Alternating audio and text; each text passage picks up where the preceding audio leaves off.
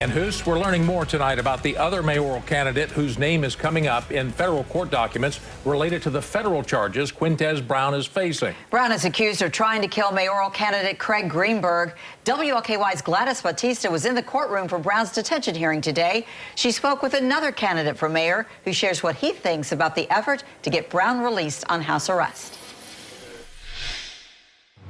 New unsealed exhibits tonight are shedding more light into the other Louisville mayoral candidate who Quintez Brown may allegedly have been trying to target.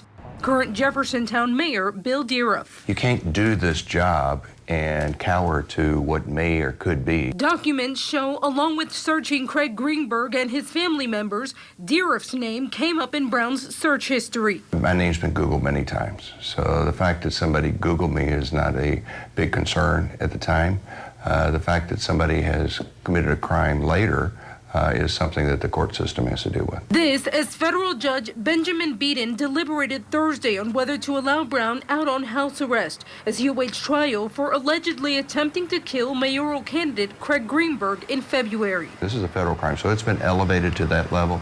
Yes, the person should stay in jail at that time and get the mental help they need while they're in jail and to make sure that the help is there so they can get better. The judge asked the prosecution and the defense more questions before deciding he would issue a written decision at a later time. This judge here, he had some very specific questions that he wanted answered, and again, seemed very thoughtful, very deliberate in the way that he was going about deciding this.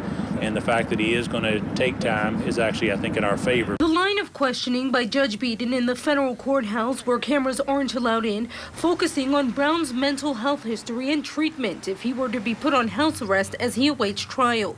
The judge repeatedly emphasizing the question at hand was whether Brown poses a danger to the public or is a flight risk. Prosecutors argued their belief the attack on Greenberg's life was premeditated and mental health had little to nothing to do with the alleged attack.